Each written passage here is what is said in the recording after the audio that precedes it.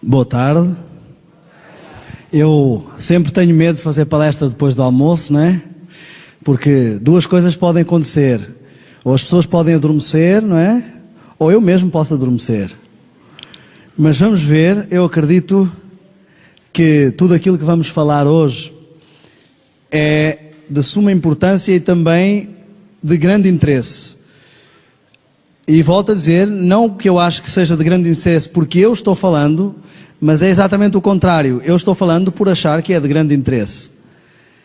Eu dei um pouco do meu testemunho ontem e gostaria de voltar a enfatizar isso hoje. E gostaria de dizer que sempre o nosso objetivo é ter um momento reverente, é certo, mas informal, no qual possamos partilhar. Eu não quero vir aqui na qualidade do professor que sabe tudo e que vai ensinar. Eu quero partilhar com os irmãos o que Deus me tem ensinado e que me tem servido e sido útil para a minha vida, e quero continuar a aprender. Muito do que vos vou ensinar foi aprendido enquanto a palestra é feita, porque sempre há perguntas novas, coisas novas que nos fazem refletir e pensar sobre vários aspectos.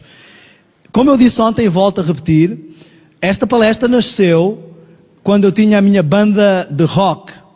Uma banda de rock numa fase em que eu vivia numa certa dualidade, apesar de estar na igreja de manhã, ao sábado à noite eu estava na balada. Portanto, o ciclo era sábado de manhã igreja, escola sabatina, culto, sábado à tarde almoço e telefonemas para combinar onde vamos hoje à noite, e sábado à noite sair. E eu sempre saía com amigos da igreja, não é? Esta tarde até estávamos falando sobre isso. Mas o que é que diziam os anciãos e os pastores? Bem, os anciãos e pastores não sabiam nada disso, não é? Havia aquele grupo secreto. Às vezes a gente descobria que outra pessoa estava fazendo a mesma coisa, mas os dois vão ficar calados, porque aí, não é? Se você me dedurar, eu vou te dedurar. Então fica naquele esquema, não é? E a gente às vezes encontrava. Eu estava explicando que em Lisboa, na cidade onde eu morava, existe uma região que era uma região portuária e o governo da cidade fechou aquela região e ela é só bares e discotecas. Todo o tipo de bar que você possa imaginar. Então, isso tornava um tanto ou quanto seguro ir para ali, porque dificilmente o ancião ou o pastor vão estar ali. E se estiverem, aí você tem um motivo para ele não ficar falando nada, não é? Então começava com os bares, às vezes a gente vinha, tinha primeiro os bares, depois começavam as discotecas. Os bares começavam a fechar, porque eles têm liberdade até determinada hora, e o povo já estava, como se costuma dizer, quente para entrar na discoteca e começar na discoteca. E nós tínhamos essa banda, e o objetivo dessa banda era ser uma banda alternativa para os jovens da igreja, que não tivesse nem palavrão, nem palavras que ofendessem a Deus, mas que falasse coisas normais.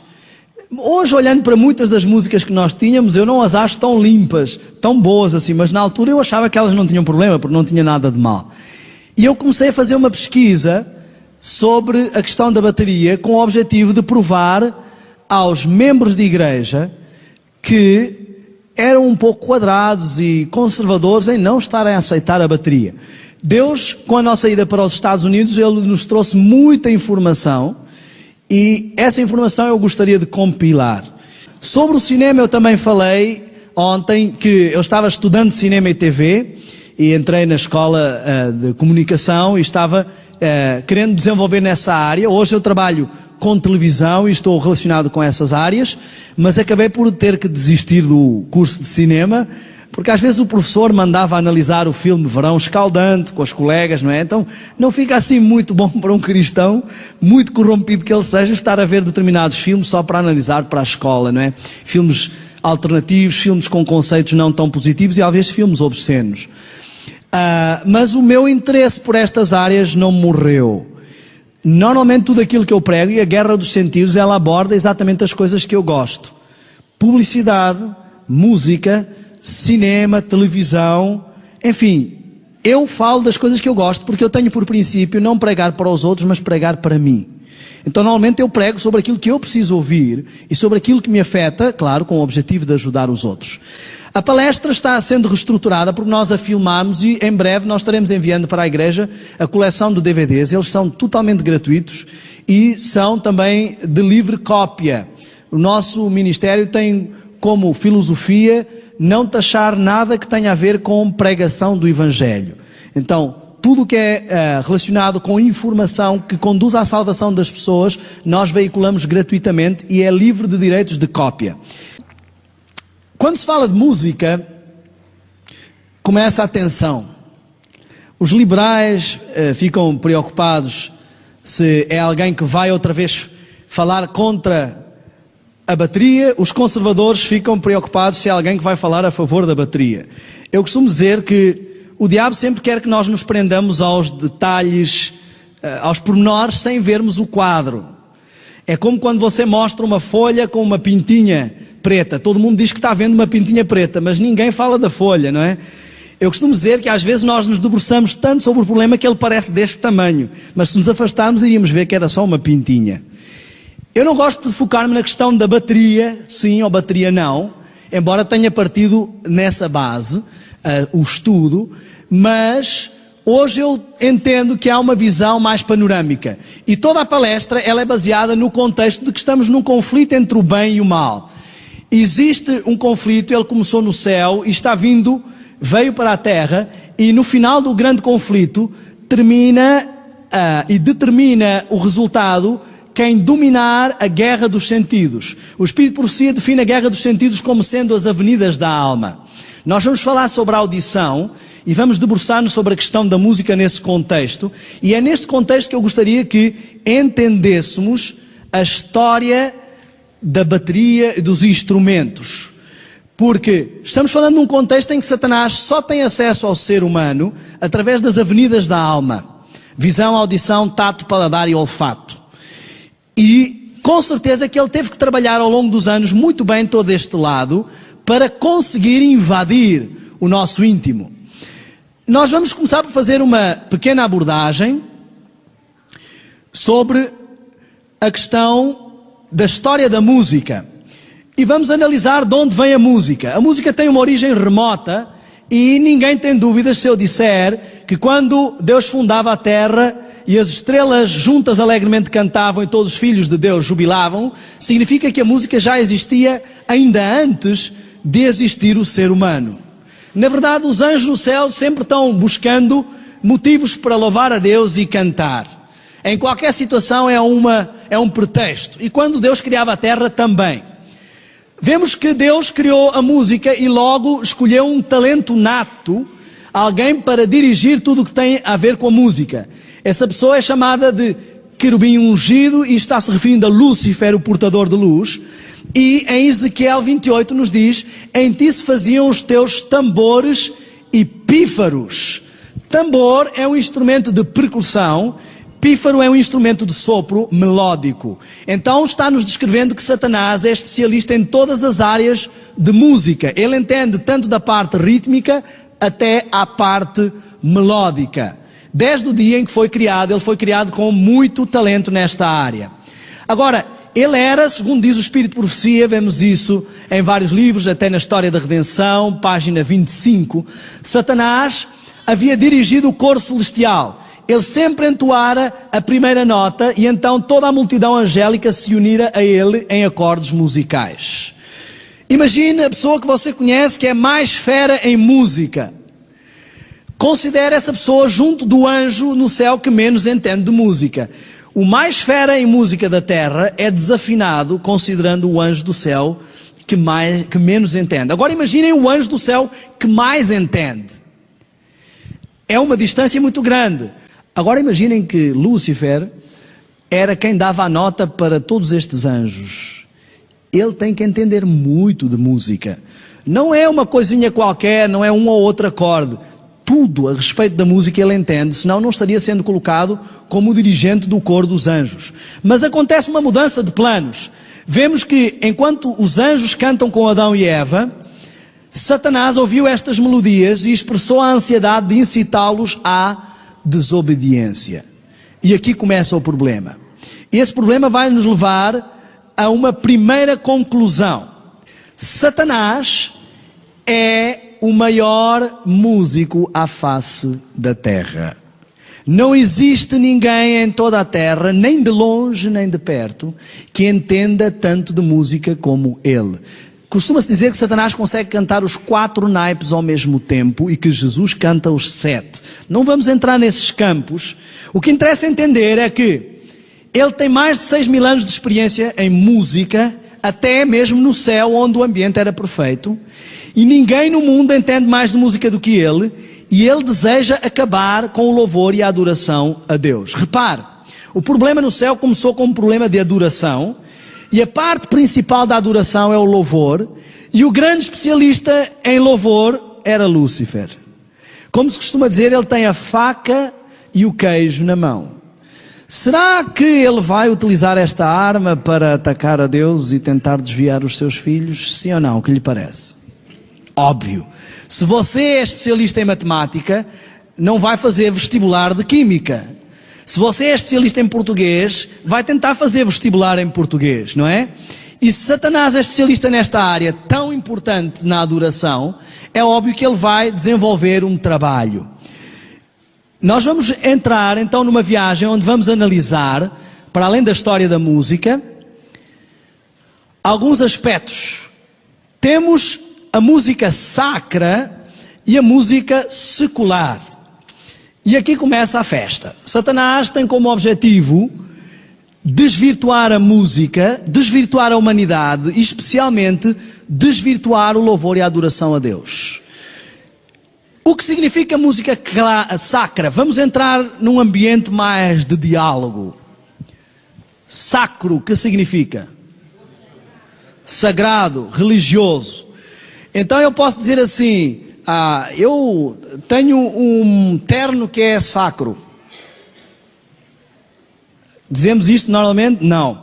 Então não é uma palavra muito comum. Vamos tentar conseguir uma explicação mais comum. O que significa sagrado? Separado. Temos a segunda conclusão. Música sacra, ou seja, música religiosa, ou seja, a música que é para Deus, ela deve ser o quê? Separada, diferente. Então temos um problema, porque muitas pessoas dizem que nós podemos ter heavy metal para Deus, samba para Deus, pagode para Deus, mas pagode, heavy metal e samba são músicas que não são separadas, que não são diferentes.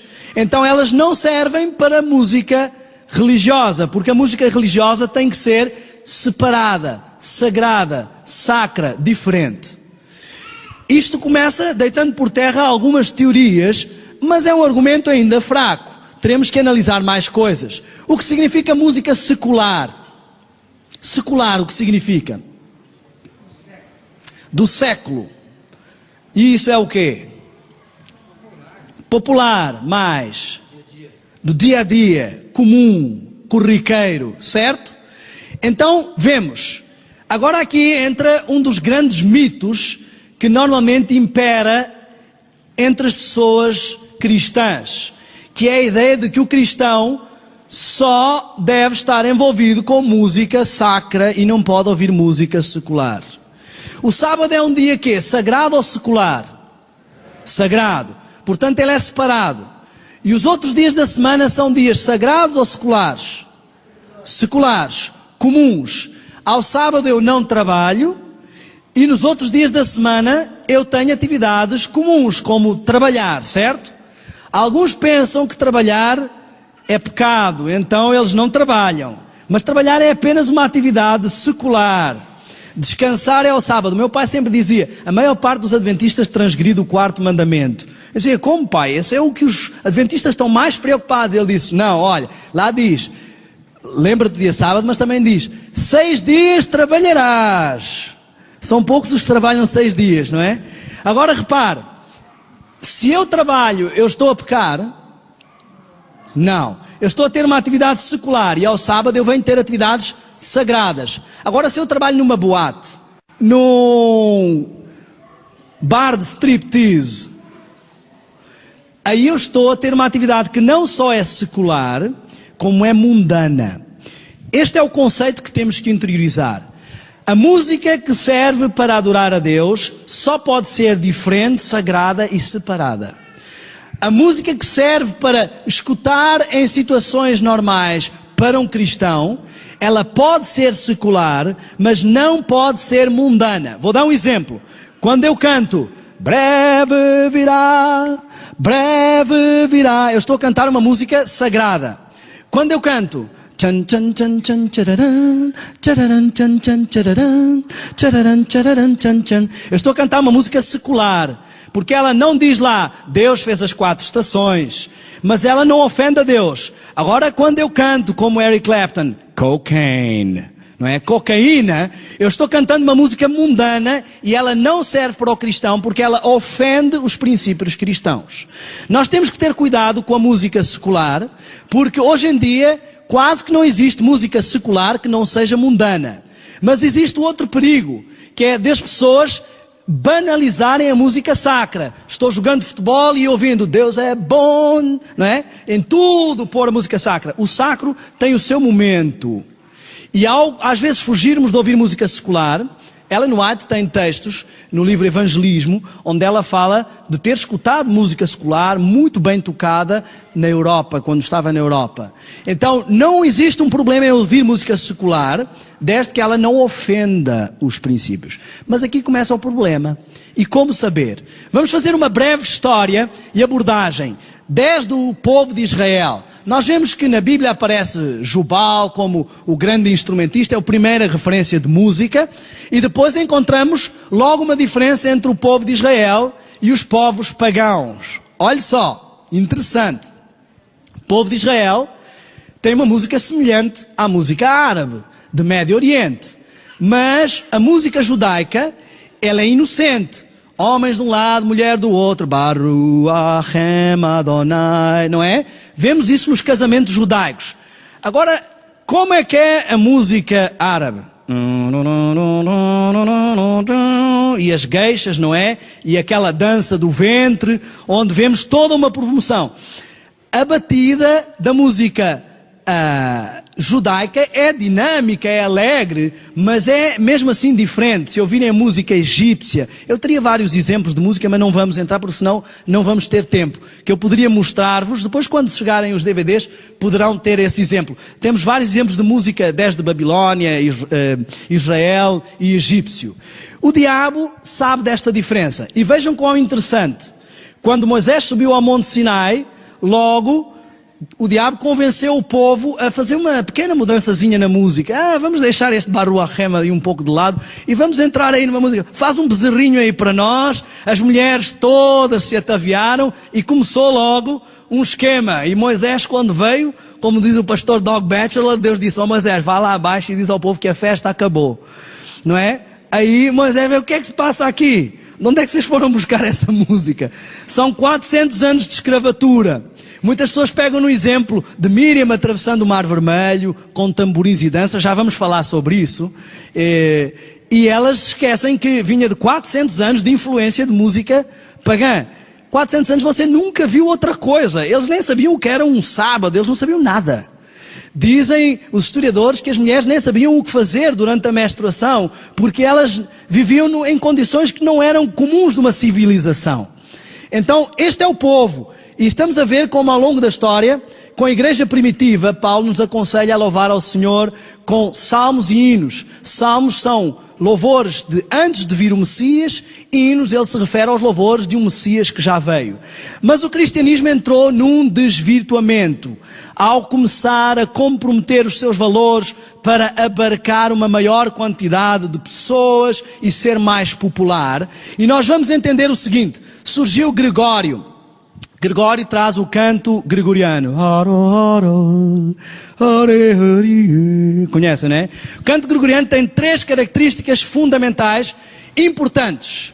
Gregório tinha como objetivo elevar a música, elevar a espiritualidade. Se nós queremos elevar a espiritualidade, talvez pudéssemos dar uma vista de olhos no que Gregório fez, apesar de ele ser um Papa católico. Ele tirou da música as mulheres, não estou dizendo que as mulheres é que desvirtuam a música, atenção, não interpretem mal. Ele colocou apenas melodia, não havia harmonia, ou seja, todos cantavam a mesma coisa, não havia segundas vozes cantando uma melodia diferente, e ele deu importância à letra. Se eu queria dizer, Deus me ama e me quer salvar para a eternidade, eu cantaria, Deus me ama e me quer salvar para a eternidade. O que interessava é que eu dissesse tudo o que eu tinha para dizer, realçando a mensagem, e a música acompanharia. Com o tempo nós vemos que esse valor se inverteu. A letra não é o mais importante, a gente quer curtir a música e a letra depois que se encaixe. Depois chegamos à Idade Média e aqui começa a ser importante compreender o que aconteceu na estrutura da música. A Idade Média temos as cantigas de escárnio e maldizer, mas há algo que aconteceu na Idade Média, antes de chegar ao Renascimento, que foram os descobrimentos. Os portugueses saem e encontram o Brasil. Eu digo encontram porque dizer que descobriram é um pouco forçado. Os índios estavam cá. É mesmo que dizer, eu descobri a sua carteira, você já sabia que ela existia e ela já era sua. Então nós encontramos o Brasil e o Brasil já existia. Os espanhóis vão para os outros países da América Latina e os ingleses vão para a América do Norte, por motivos diferentes também. Mas começa a haver uma descoberta do novo mundo. E encontram-se outras culturas. Encontram-se os rituais africanos, com tambores. E o ritual sempre ligado ao feiticeiro que canta e dança para que baixem os espíritos. Eu queria que entendêssemos a sequência do ritual africano, porque nós vamos descobrir que ele tem muito mais para nos dizer. O ritual africano, ele começa com muita música e muito ritmo. A música vai crescendo. Entra num êxtase musical. Do êxtase as pessoas começam a perder a noção e a sair fora de si, não é? E começam a entrar no transe. No transe baixam os espíritos e há manifestações estranhas, caem para o chão, estrebucham, espumam da boca. Depois fazem o que têm a fazer e saem os espíritos e o corpo fica como morto. Já vamos falar sobre isso mais tarde, mas interessantemente isto é exatamente o que vemos hoje com as manifestações do que se chama do Espírito Santo no movimento pentecostal. Será que existe alguma relação? Já vamos entender.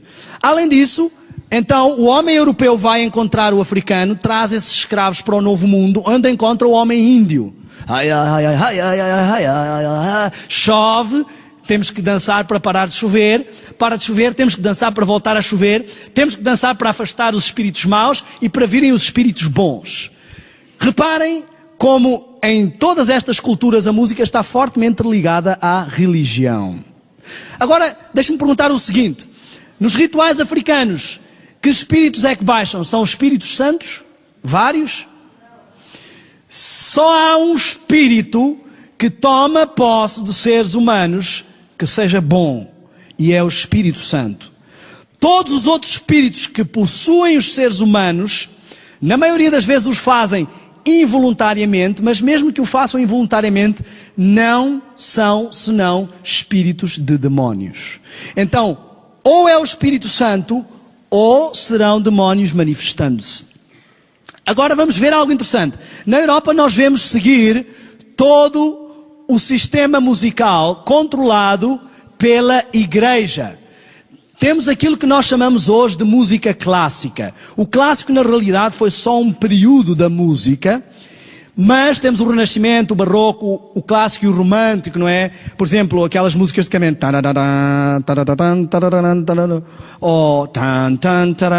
São músicas românticas, não é? A expressão não é das baladinhas românticas, ela já existia.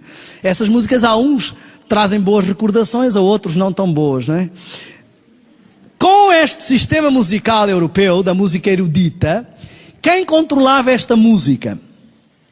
Bach, Beethoven, Vivaldi, todas estas pessoas, elas compunham que tipo de música? Qual é que é o conteúdo? Sim, mas o conteúdo dessa música chamada clássica, normalmente, instrumental, e era normalmente religioso. Se verem os temas, o Messias de Handel, não é? ou de valores elevados, porque quem controlava financeiramente isto era a igreja. Havia os mecenas, e o mecenato eram aqueles que patrocinavam a arte, a pintura e a música. A maior parte dos mecenas estavam relacionados com a igreja. E o maior cliente dos compositores era a igreja. Então ela controlava. Olhem um dado importante. Vejam quantos séculos de música, em quantas culturas diferentes estão conectadas à religião. Estão a ver? A música ela desenvolve um papel muito importante na religião, e a religião ela tem uma influência preponderante na música. Agora algo acontece. Temos escravos africanos que vieram para o Novo Mundo, europeus que vieram para o Novo Mundo e índios que estão no Novo Mundo e começam vendo, eles fazem música de outra forma. E vai acontecer o que se chama de miscigenação de culturas. Começam-se fazendo experiências e vendo novas formas de musicalizar. A música da Europa vai se mesclar com dos tambores e começam os músicos vendo novas formas musicais. E, havendo essa miscigenação, surge um outro problema, ou uma outra questão social, que é a guerra americana, norte e sul, para a libertação dos escravos. Temos os escravos e uma parte dos Estados Unidos acredita que eles devem ser libertos e outra parte acredita que não e começa um conflito. O homem branco, assim dizendo, é chamado para a guerra, ele vai penhorar os seus instrumentos e partir. O homem negro começa sendo liberto e agora já não trabalha por chicotadas, mas trabalha por salário. E o que é que o africano mais gosta? Música. E o que é que ele vai fazer com os seus primeiros salários? Música. Vai às lojas e começa a comprar esses instrumentos penhorados e começa a haver uma instrumentalização do africano. E surgem dois fenómenos musicais que são importantes para entendermos. Primeiro, temos de um lado os africanos que têm uma perspectiva religiosa. Eles cantam Kumbaya, my Lord, Kumbaya.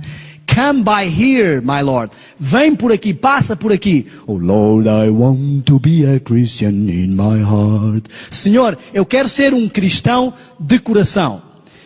Eles veem Deus como a forma de libertação da sua opressão. Do outro lado, temos os africanos que não veem a Deus como forma de libertação da sua opressão. E o que é que eles cantam? Cachaça, mulheres, e vinho tinto, vícios. Eles se libertam em todas as formas de prazer. Então eles criam, com a instrumentalização, novos estilos musicais. Eles criam o blues. Blues, o rhythm and blues, significa o sentimento triste, pesaroso, melancólico e sincopado.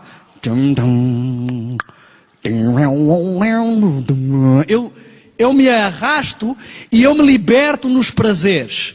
Blues pode ser visto como esta depressão, mas ao mesmo tempo quando você sente blue está azul, ou seja, é o prazer que vem no meio da depressão como sua libertação. Normalmente como referência à libertação por vícios, drogas ou alguma libertação de prazeres sexuais. Temos o swing. O swing significa a palavra... Swing é um movimento, um balanço, um pêndulo. Muito obrigado. Eu estava buscando a palavra. Muito obrigado. Vemos, por exemplo, quando no golfe fazem o swing, é todo aquele movimento de pêndulo para dar a tacada. E o swing, aqui neste estilo de música, era uma referência ao movimento do corpo durante o ato sexual. E foi aplicado porque a música tem aquele vai e vem, não é? É uma música de movimento corporal. Jazz é uma referência à ejaculação. Ou seja, todas as referências de libertação que os negros que viraram as costas a Deus têm, é pelos prazeres da carne e pelos vícios. Da sexualidade livre, ou das drogas, ou das boates e dos bares. Começam a formar-se dois grupos, os que veem Deus como sua forma de libertação e os que não veem. Destes dois grupos vão nascer duas estruturas musicais. A música gospel, estamos a falar do gospel original, Porque o gospel moderno, ele já tem influência pop, rock, e nós já vamos entender porquê. O gospel original veio se juntar aos hinos aglomerados por Lutero, e o que nós tínhamos inicialmente no nosso cenário eram a sequência e seleção de hinos de Lutero com os espirituais negros e gospel inicial. Do outro lado, do lado dos africanos que não acreditam em Deus como sua solução, nasce o rock and roll. O rock and roll é um novo estilo, e este nome foi-lhe aplicado no programa Moondog Matinee por um locutor de rádio que deu aos músicos que faziam aquele blues, estilo de swing, de jazz, esses estilos de música, deu a essa música, o soul negro, deu-lhes o nome de rock and roll. Porquê rock and roll? O que significa rock and roll? Podemos ver esta palavra como um verbo ou como um substantivo. Rock, se virmos como um verbo, significa embalar ou abanar para a frente e para trás. Roll significa rolar ou enrolar. Se virmos como um substantivo, rock significa rocha ou algo duro ou pesado, enquanto roll significa algo cilíndrico ou roliço ou redondo. Se vocês repararem, isto é uma referência a algo cilindro ou redondo que se mexe para a frente e para trás. E esta era a expressão que se usava nos guetos de Nova Iorque para se referir a sexo no banco traseiro de um carro. Esta expressão nos guetos era uma expressão depreciativa para falar de fornicação. E foi aplicada porque neste momento vemos surgir os autorrádios, e enquanto as pessoas escutavam rock and roll no rádio, estavam no rock and roll lá atrás. Se você juntar o verbo e o substantivo, rock, a rocha, quem é a rocha? Cristo, rola pela encosta abaixo. Ou seja, esta é a música que vai fazer com que a rocha despenque. Estarei exagerando? Venha nessa viagem e vamos ver. Mas para já temos uma conclusão, ou algumas. Primeiro, Satanás é o grande especialista da música. Segundo, música sacra tem que ser diferente das outras. Terceiro, música secular não pode ser mundana. Quarto, o rock and roll nasce da vertente dos afro-americanos instrumentalizados depois da miscigenação, que não acreditam em Deus como solução e saída para a sua vida, mas que se libertam nos prazeres. Agora nós vamos ver algo interessante. Existe um embate entre o cristianismo e o rock and roll, porque muito dos cristãos afirma que o rock and roll é satânico. E eu queria que entendêssemos da seguinte forma: a partir de agora, quando eu falar em rock and roll, eu não estou a falar só de Elvis e Beatles. Eu estou a falar de toda a estrutura musical que nasceu do swing, blues e jazz. E nós vamos entender que esta estrutura musical, ela tem uma nova organização nas suas notas e no seu ritmo. Então eu estou falando de tudo aquilo que deu origem ao pop rock. Eu estou incluindo reggae, eu estou incluindo hip hop, eu estou incluindo baladinhas, ou como música romântica, as baladas de rock. Estou incluindo todo o pop rock moderno, não só o rock and roll clássico. Agora, se falamos que o rock and roll é satânico, temos que analisar o satanismo. E agora aperto os seus cintos, porque vamos fazer uma viagem através do satanismo, porque eu espero que a maior parte já conheça o cristianismo. Eu vou-vos apresentar um homem, e o nome dele é Aleister Crowley. Nós falámos sobre ele ontem. Este homem, quem conhece Aleister Crowley? Esta afirmação nos mostra claramente como Satanás tem um esquema por trás, e você vai ver que nós só conhecemos as pontas do iceberg e não vemos toda a estrutura que ele tem por trás. Você vai ver por trás de quantas coisas este homem está. Quem já ouviu falar em Nova Era? Vê a diferença da parte visível do iceberg? Aleister Crowley é chamado o pai do movimento Nova Era. Ele morreu em 1947, tendo deixado tudo escrito, junto com os escritos de Alice Bailey, acerca de como se processaria a preparação da chegada do Anticristo, o homem sem lei. Ele escreveu um livro chamado Magic, e também ele é o grande promotor das cartas tarô. Quem já ouviu falar em cartas tarô? Está vendo? Muito do trabalho deste homem nós conhecemos, mas o que está por trás nós não conhecemos. Eu vou-vos apresentar um pouco deste homem, mas se você quiser escrever na internet Aleister Crowley, o nome dele está aqui em baixo, você vai ficar surpreendido. Raul Seixas fala, por exemplo, de Aleister Crowley. Ele é considerado, e por que é que eu estou a falar de Aleister Crowley numa palestra sobre rock and roll, sobre música? Porque Aleister Crowley é considerado o santo padroeiro do rock. Então, o pai do movimento Nova Era, o pai do satanismo moderno, é o santo padroeiro do rock. Ele é discípulo de Madame Blavatsky, que falámos ontem, e de Alice Bailey, que também falámos ontem, que eram amigas das irmãs Fox, que Ellen White fala das experiências das batidas misteriosas, que vão dar origem ao espiritismo, que vai, no fim dos tempos, perseguir o povo de Deus. Estão a ver a ligação? E ele é considerado o pai ou o santo padroeiro do rock. Agora, Aleister Crowley tinha algumas afirmações interessantes. Ele disse o seguinte: eu não lido com qualquer demónio, eu falo diretamente com o próprio Satanás. Recebi um chamado de Satanás para desencadear no mundo 5 revoluções e preparar a chegada do Anticristo. Irmão, o que eu vou falar é muito importante. Aleister Crowley diz que o diabo lhe comissionou preparar uma revolução social, uma revolução espiritual, uma revolução das drogas, uma revolução satânica e uma revolução social, espiritual, das drogas, sexual. Todas as revoluções que você conhece dos anos 60 foram desencadeadas pelos discípulos deste homem. Qual é o objetivo dele? A missão que Satanás lhe deu é preparar a chegada do Anticristo no movimento Nova Era. Nova Era significa que acabou a era de peixes.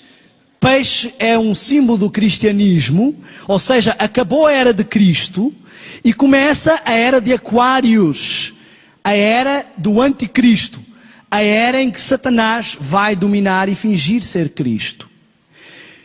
Estas 5 revoluções tinham como objetivo mudar a sociedade de forma a receber a chegada do Anticristo. A revolução sexual dos anos 60. Se eu chegasse ao emprego nos anos 40 e dissesse: ei pessoal, sou gay, o que é que me iria acontecer? Patrão, vem aqui ao meu escritório, vamos conversar, vamos fechar as contas. Se hoje eu chegar ao meu escritório e disser: ei pessoal, sou gay, e o patrão me chamar ao escritório e disser: vamos fechar as contas, o que vai acontecer com o patrão? Processado. Como é que houve esta mudança na sociedade? Será só cultural? Vamos ver. A revolução homossexual, libertação sexual, sexo livre dos anos 60, foi desenvolvida por Harry Hay. Não vou mostrar todas as imagens, podem ir. Harry Hay é H-A-R-R-Y, espaço H-A-Y. Harry Hay promoveu toda a liberação sexual, escreveu um livro com sondagens falsas que revelavam que a maior parte dos americanos tinha relações sexuais antes do casamento, e isso foi algo que motivou muitos a sentirem-se normais em entrar por esse campo. E ele promoveu toda a revolução homossexual e o movimento que levou a essa libertação. Discípulos de Aleister Crowley como Timothy Leary promoveram a liberalização das drogas, o movimento hippie e o movimento flower power. Estamos a ver algo complicado, porque são revoluções que as pessoas encaram apenas como históricas, e os homens que estiveram por trás dessas revoluções são discípulos do pai do satanismo moderno, que diz que tinha que causar uma revolução no mundo para preparar a chegada do Anticristo, para que o mundo estivesse pronto para receber Satanás na nova era. Este homem escreveu o livro da lei, e nesse livro ele diz assim: não existe lei acima desta, faça o que você quiser. Essa é a filosofia do movimento Nova Era, buscar o seu eu interior. Mas agora vamos avançar na nossa viagem. Eu vou-vos mostrar aqui Rex Church. Ele é um sacerdote satânico da atualidade. há um grande relacionamento entre a igreja de Satanás e o mundo da música. Anton LaVey, o pai do satanismo moderno, o homem que escreveu a Bíblia de Satanás, investiu Marilyn Manson como sacerdote satânico. Marilyn Manson, um músico que está por aí com uma música bem melodiosa, não é? Quero dizer-vos que eu pulava corda ao som de Marilyn Manson. Então, muitas vezes nós não temos consciência daquilo que estamos escutando. Porque aquilo dá um bom ritmo e você consegue manter-se por mais tempo fazendo exercício. Agora repara, Rex Churchill vai dizer o seguinte, olhem só, 3 afirmações de realce. Anton LaVey disse assim, Satanás sempre teve as melhores músicas. Não é novidade, nós já sabíamos, não é? Aleister Crowley disse assim, qualquer um que quiser tornar-se um gênio da música, pode conseguir fazer isso se praticar o satanismo. E Rex Church, atual da Igreja de Satanás, um dos líderes atuais, diz assim, Satanás e a Igreja de Satanás têm uma estratégia que chamamos de terrorismo estético. É utilizar a arte, a literatura e a música, coisas belas, mas utilizá-las para destruir o ser humano. Fazemos isso através do que chamamos de avançar com a juventude de ferro. Quais são as 3 coisas que ele usa? Música, arte e literatura. Não é à toa que vemos surgir hoje na sociedade livros como Harry Potter. E os pais ficam contentes. O meu filho não conseguia ler nada. E agora consegue ler um livro destes em 2 dias. Será que alguém está ajudando? Olhem só. Nós vamos ver e vamos fazer paulatinamente uma viagem pela história do rock. Poucas pessoas conhecem este homem, mas também pode ir à internet. Eu quero dizer que tudo o que eu estou falando, você pode fazer pesquisas e você vai ver o que vai encontrar. Eu não lhe quero trazer a minha opinião, eu estou-lhe trazendo factos. A conclusão não me pertence a mim. Robert Johnson é considerado pela revista Rolling Stones, por músicos como Harry Clapton e outros, como o pai do rock and roll. Este é um homem do swing, do blues e do jazz. Ele costumava acompanhar músicos como B.B. King. Já ouviram falar de B.B. King? Ainda está vivo, um grande guitarrista do blues. Bom, blues, jazz, swing. Este homem acompanhava esses músicos e sempre tentava tocar, mas eles nunca deixavam porque ele tocava muito mal. Aí um dia ele desapareceu por 6 meses, ninguém soube onde ele estava. E quando voltou a encontrar-se com esses músicos. E quando eles pousaram as guitarras, ele, ei, posso tocar? Ei, você sabe, Robert, você toca mal como uma caixa de pregos. E ele disse, olha, deixe que eu toque e deixe que o povo diga de sua justiça. Esse homem pegou no violão e tocou de tal forma que os grandes músicos ficaram olhando para ele de boca aberta e disseram, Robert, como é que em 6 meses você está tocando melhor que nós? E Robert afirmou o seguinte, e isso está num filme que não é da Igreja Adventista, que é o filme A Encruzilhada. Eu fui à encruzilhada da estrada 61 com a estrada 49 e fiz um pacto com o diabo para me tornar um gênio da música. Os seus colegas dizem assim, nunca o vimos ensaiar. Parecia que tinha um computador na cabeça, pegava no violão e tocava. Poderão dizer assim, lá estão estes cristãos a querer mandar cacetada na música que não é deles. Só que ele compôs músicas assim, cedo de manhã, o diabo bateu à minha porta e eu disse, olá Satanás, acho que é a altura de partirmos. Tenho o cão do inferno atrás de mim. Então ele mesmo pôs. Ele morreu agonizante, uivando como um cachorro, e ninguém sabe o que ele estava a sofrer e o que é que tinha. Mas nós vamos ver algo muito interessante na história do rock e nós vamos começar a ver algumas coincidências. Existem 2 caminhos e a partir daqui eles vão se começar a desenhar. Estes 2 caminhos são, nós já chegamos a uma conclusão aqui, se alguém quiser ser fera em música, se fizer pactos satânicos, o diabo vai lhe conceder esse poder. Vários músicos, como por exemplo os AC/DC, eles dizem, quando entramos para o palco, nós não controlamos. É como se fosse uma viagem e só estamos aproveitando a carona. Black Sabbath, Ozzy Osbourne diz que existe com o grupo Black Sabbath um 5º elemento. Às vezes ouvimos guitarras, som de bateria e outros sons e sabemos que não somos nós que estamos tocando. O pastor Roger Morneau diz que conheceu uma banda jazz incluída no satanismo e que disseram que eram famosos por influência de Satanás e que enquanto eles tocavam, Satanás ajudava os músicos e os anjos do mal andavam entre as pessoas para as incentivar a gostar da música. Então fica claro que há algum fenómeno relacionado com ser um mestre de música ou famoso em música e temos que ficar com atenção.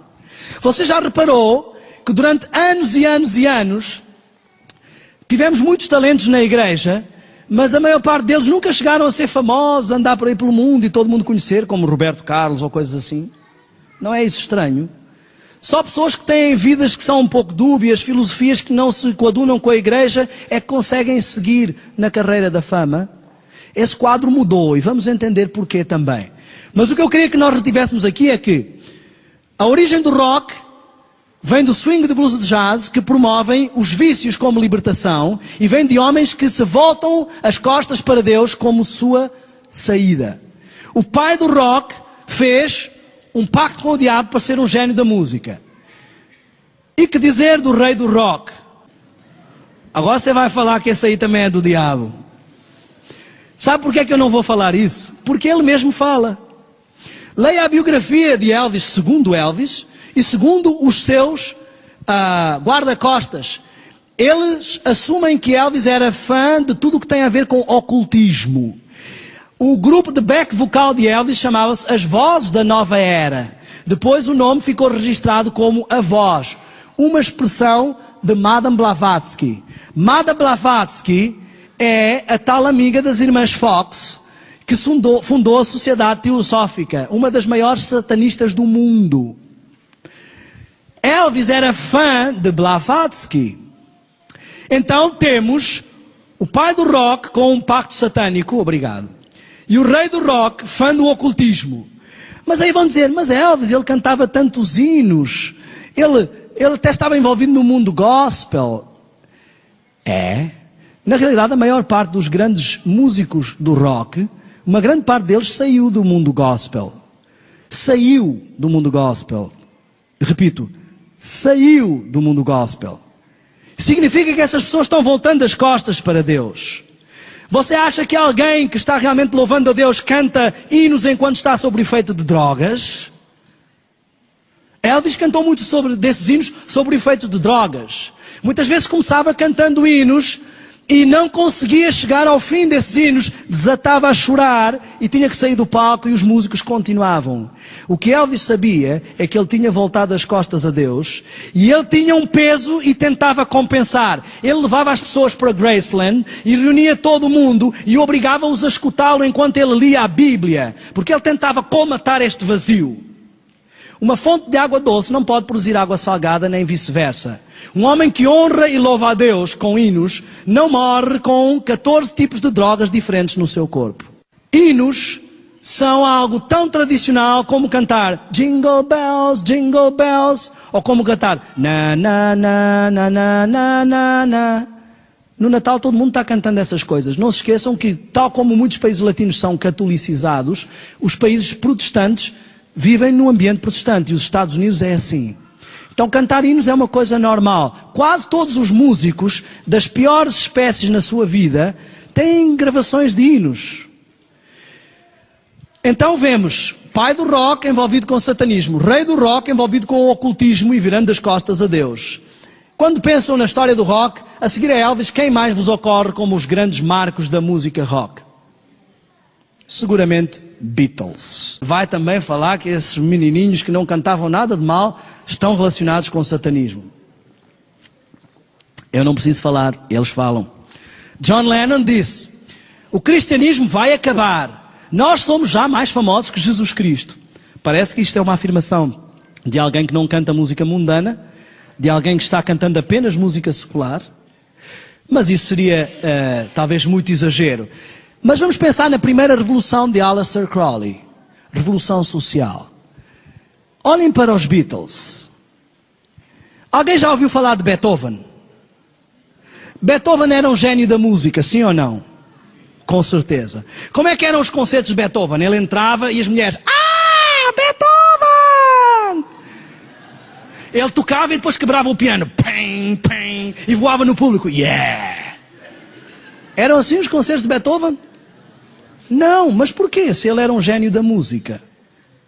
Porquê é que de repente os génios da música criam uma diferente cultura musical? Surgem expressões como fã, ídolo, espetáculo, show. As pessoas ficam a dizer, você é um doido que fica dando o dízimo. Olha só, concerto dos U2, R$200. Gente passando dificuldade e fome, ficando horas na fila para ver o seu ídolo. E você acha que eu é que sou doido de devolver o dízimo? Você está brincando comigo. De repente, começou-se a criar uma cultura musical. A música não é mais só para uma questão de gosto, é por uma questão de cultura. Você já reparou que todas as pessoas que ouvem heavy metal andam da mesma maneira, falam da mesma maneira? Todas as pessoas que ouvem rap e hip hop andam da mesma maneira, falam da mesma maneira? Será que é coincidência ou elas incorporam uma cultura? De repente começamos a ver uma forma de religião musical. Começamos a ver estádios como os seus templos, os ídolos como os seus deuses, os fãs como os que vão cultuar. E há todo um sistema. Começa a haver uma mobilização. Se John Lennon corta o cabelo de determinada maneira, todo mundo vai e corta o cabelo da mesma maneira. Se Paul McCartney compra uma jaqueta, todo mundo vai e compra uma jaqueta. As pessoas começam a ser moldadas pela música que ouvem. E há uma mudança na sociedade. De repente já não são os adultos e os idosos que controlam com a experiência, mas são os jovens. Irmã, hoje se a irmã não comprar a roupa que os jovens têm aí, a irmã vai ser chamada de quadrada. É assim. Se eu não acompanhar a moda, eu é que estou fora de moda. Antes era o contrário, as pessoas buscavam as pessoas de mais experiência para aprenderem sobre a vida. Hoje elas aprendem sobre a vida dando cabeçadas. E já não querem saber quem tem que agora seguir a sociedade. O jovem antigamente ele se esforçava para crescer e tornar-se ao nível dos adultos. E aprender e vestir-se e começar a lidar no mundo dos adultos. Hoje o adulto, nós vemos pessoas já com 70 que querem ainda manter jovens com o cabelinho arrepiado, porque senão vão achar que ele é de outra época, é um dinossauro. Essa é uma inversão cultural. Começam os jovens a dominar a sociedade e isso é um problema porque o jovem não tem experiência. Ele tem toda a energia, mas ele não tem a experiência que a vida lhe traz. Agora, tudo bem, revolução social, mas agora vais dizer também que há revolução espiritual? Os Beatles, bom, todo mundo sabe que Yoko Ono e John Lennon consultaram médiums para saber sobre o futuro dos Beatles. Não parece que isso seja uma prática muito religiosa. Por que é que eles não falaram com o pastor? Mas eu queria apresentar-vos a viragem da carreira dos Beatles. Os Beatles foram para o Médio Oriente e de repente já não vêm cantar só Love, Love Me Too, mas começam com cítaras e não sei o quê. E trazem toda uma cultura, trazem os gurus. Se você conhece hoje budistas, agradeça aos Beatles. Essas culturas orientais não eram populares entre o mundo ocidental, até eles começarem a trazer esses gurus, hindus e tudo mais, e Hare Krishnas, e começarem a dizer que esses caras são legais e a pô-los nas suas músicas e a adotarem as cítaras. Quando eles vieram, lançaram um álbum interessante. Normalmente os Beatles aparecem todos de igual, mas neste álbum temos interessantemente uma mensagem subliminar que diz: eu enterrei Paul, e a capa nos apresenta um funeral. O médico legista, o pastor ou homem da funerária, o morto que na Grã-Bretanha é enterrado descalço e que no caso nem sequer é Paul, porque Paul era canhoto e ele usa aqui o cigarro na mão direita, e o coveiro. Se você for à internet pode ver aquele fusquinha branco que está ali. A placa dele é LMW. Linda McCartney, a esposa de Paul McCartney, widow ou weeps, chora ou está viúva. Se você olhar para o lado direito, você vê que está, aqui não se vê muito bem na imagem, um carro da polícia que acabou de fazer uma ocorrência de atropelamento e um carro em fuga, porque na Grã-Bretanha os carros andam na faixa inversa. Do lado aqui na parede, também não se vê aqui, mas pode ver na internet, está escrito 3 Beatles. O álbum foi lançado com o objetivo de promover uma mensagem subliminar nos fãs para aumentar as vendas com a ideia de que tinha morrido um dos Beatles. George Harrison compôs uma música que se chama My Sweet Lord. Ele canta My Sweet Lord, Aleluia, e depois muda para My Sweet Lord, Hare Krishna. Nós em Portugal, os jovens da igreja cantavam todos contentes My Sweet Lord Jesus Christ, pensando que era o que ele estava a dizer, mas o que ele diz é Hare Krishna. Se você perguntar quem é Hare Krishna, o movimento vai responder que ele é o príncipe dos demónios, a serpente da eternidade, o Deus da destruição. Isso soa alguma coisa familiar?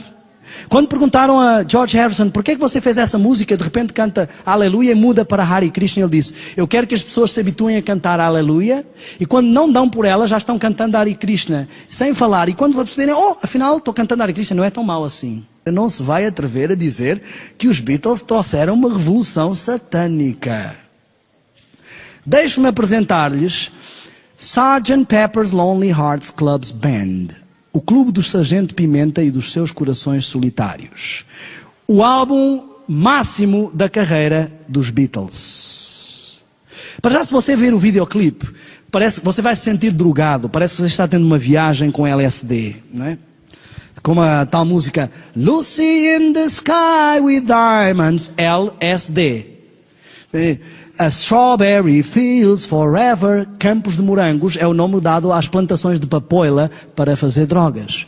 As músicas deles estão cheias de insinuações a estas coisas. Mas agora, neste álbum, eles vão dizer assim, nós colocamos na capa do álbum, Strawberry Fields também tem uma referência à forma como fica o braço de um toxicodependente, cheio de pontinhos vermelhos. Nós colocamos no álbum, disseram eles, os nossos ídolos, as figuras de quem nós somos fãs. Eu tenho uma imagem, não tenho aqui, não está na apresentação, onde no anteprojeto da capa, deste lado direito, estava Adolf Hitler. Ou seja, as pessoas de quem eles são fãs, mas o promotor disse, não, isso é muito forte. Agora eu queria que olhássemos com atenção. Você vai descobrir, neste álbum, toda a filosofia de Aleister Crowley. Mas pior, se você juntar este álbum, capa, com o álbum Os Requisitos de Sua Majestade Satânica, dos Rolling Stones, que tem a música Sympathy for the Devil, Simpatia pelo Diabo, você vai descobrir que eles se completam. Os dois estão desenhados na filosofia psicadélica de Aleister Crowley.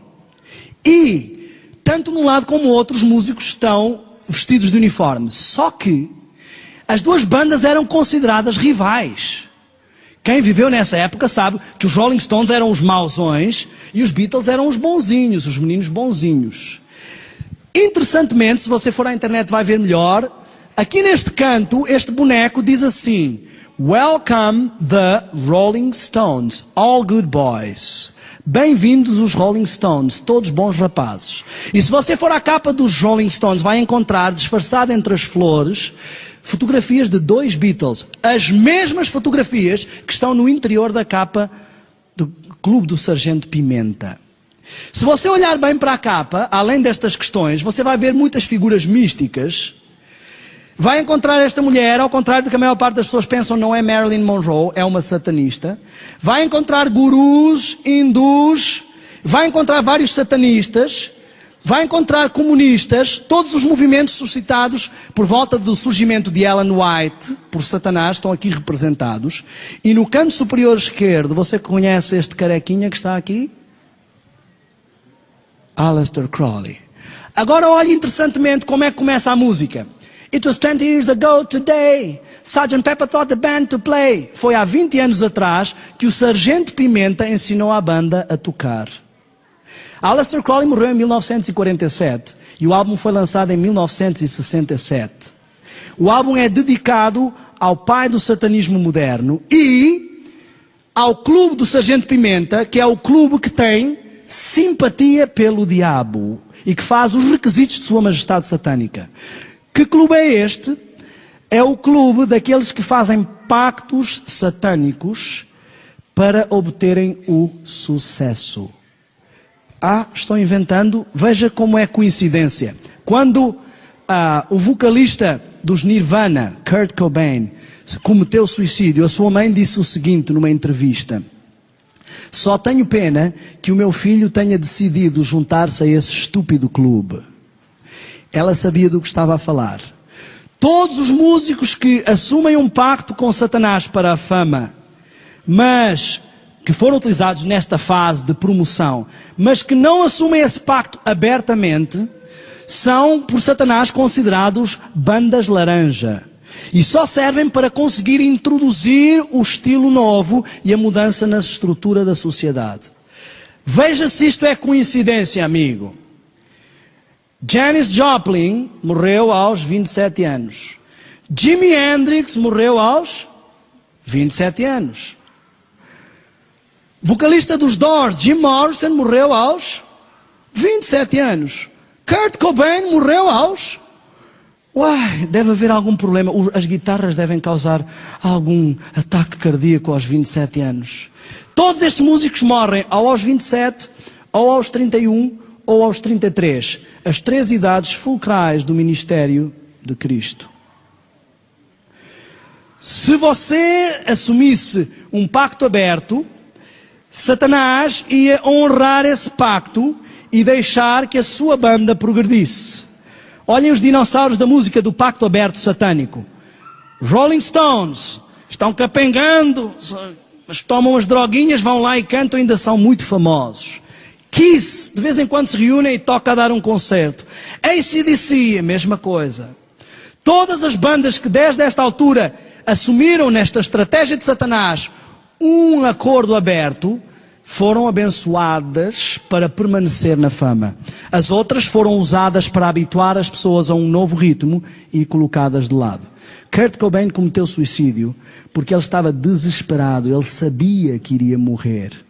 Sabia que se ele não morresse por algum motivo de drogas ou alguma coisa assim, ele iria ser assassinado como foi John Lennon.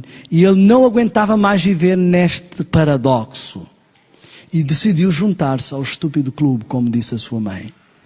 Estamos a ver algo sério na história do rock. Temos visto os principais marcos que fizeram a principal revolução. Não posso passar ainda. Quero mostrar-vos só mais uma imagem muito importante. Aqui embaixo, você pode ler o que está aqui na sua Bíblia. Porque todas as filosofias que você encontra no Apocalipse, Aleister Crowley tem nos seus livros. Ele fala sobre o 666, o homem sem lei, o anticristo que virá numa nova era para instaurar uma era de paz e prosperidade em que haverá uma unidade global. E ele usa figuras de estilo como a prostituta de vermelho com a taça da ira das nações na sua mão. Ela é uma prostituta hindu, nesta mão ela tem uma taça de ira das nações e na outra tem um pentagrama invertido, um símbolo do satanismo. Vê-se mal nesta imagem, mas se você for à internet, você vai encontrar facilmente. Todo o álbum está pejado de simbolismos satânicos e noveristas. Agora eu faço uma pergunta crucial. Estamos a falar das músicas ingênuas dos anos 70, bem insipidazinhas, nada pesadas. E Satanás por meio de tudo. Será que com a evolução do rock, o rock se tornou mais leve ou mais pesado? Se ele estava na origem, será que ele está nas bandas de hoje? Temos alguns exemplos. Red Hot Chili Peppers, na entrada dos Grêmios, quando foi entregue o Grêmio, ele chegou e disse assim: I would like to thank Satan. Eu gostaria de agradecer a Satanás. Sabem quando eles agradecem? Gostaria de agradecer à minha mãe, ao meu pai, ao meu cachorro. O primeiro que ele agradeceu foi a Satanás. Madonna tem a música Serendum. Give yourself to me. Ela está a cantar o canto das sereias que encanta os marinheiros. É um canto de hipnotismo e está convidando: dê-se a mim. Se eu pudesse derreter o teu coração. O tempo pode fazer-te mudar e entregar-te a mim. Ela está vestida de bruxa, feiticeira. Ela está vestida de negro, salta e se transforma num corvo, volta e se transforma num lobo, todo negro. Ela foi eleita em 2005 como a maior promotora do satanismo a nível mundial. ela é uma cabalista e quase foi proibida de entrar na Rússia por causa do catolicismo ortodoxo. E ela canta abertamente num show, tenho imagens de vídeo que posso mostrar-vos. Ela canta abertamente dizendo, vou pagar os meus votos e fazer as minhas orações e não estou nem aí se for para o inferno. Eu quero estar com os que vão para baixo. Vou falar com tristeza da minha banda preferida, não vou mostrar o vídeo porque não temos tempo, mas U2 tem músicas como assim, a música do filme A Cidade dos Anjos, com Nicolas Cage, eles têm uma música que se chama What If God Will Send His Angels, e se Deus enviasse os seus anjos, e eles cantam o seguinte, Deus tem o telefone fora do gancho, querida, e Ele não iria ouvir a tua chamada nem que pudesse. Então, onde está a fé, o amor e a esperança? A Bíblia diz que hoje existem a fé, a esperança e o amor. E que das três a mais importante é o amor. Ele diz, onde está? Tem outra que ele canta assim. Jesus, lê a música que tu escreveste porque as palavras estão entaladas na minha garganta. Paz na terra. Vemos isso em todas as músicas de Natal, mas a história e a realidade não rimam. Então, de que me serve essa paz na terra? E put a word for me. Coloca uma cunha ao Pai por mim. Sem falar que ele diz assim. Outra ele diz assim. Jesus, Jesus, estou aqui neste mundo. E que F de mundo este? Como é que você pega no nome de Jesus e mistura com uma palavra dessas? No concerto, ele cantou a música. E agora quero que você entenda isto muito importante. Porque é que eu estou a falar de U2? Repare, eu estou falando da minha banda preferida. Há quase 5 anos que já não ouço U2, graças a Deus.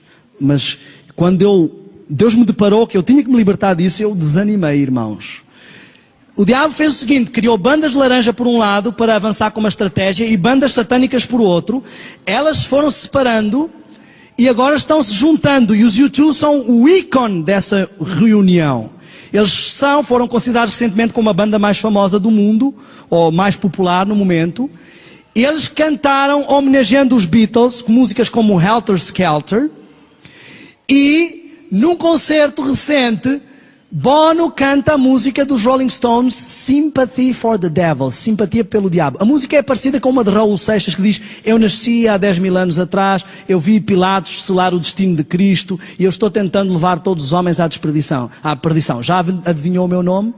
Enquanto Bono canta isso, eu posso mostrar-vos esse vídeo depois, mais tarde, ele abana uma cruz invertida.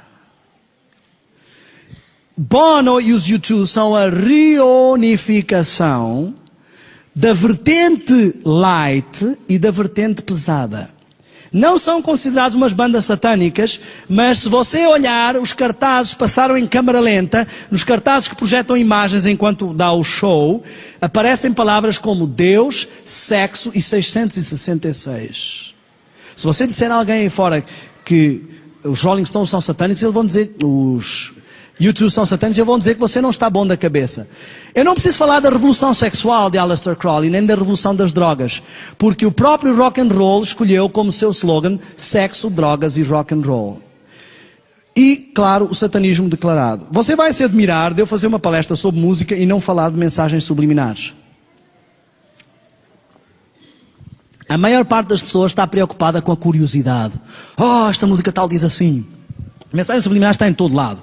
Queen tem mensagens subliminares, Roberto Carlos tem mensagens subliminares. Isso não é novidade para o diabo, ele já nem está ligando nem para isso.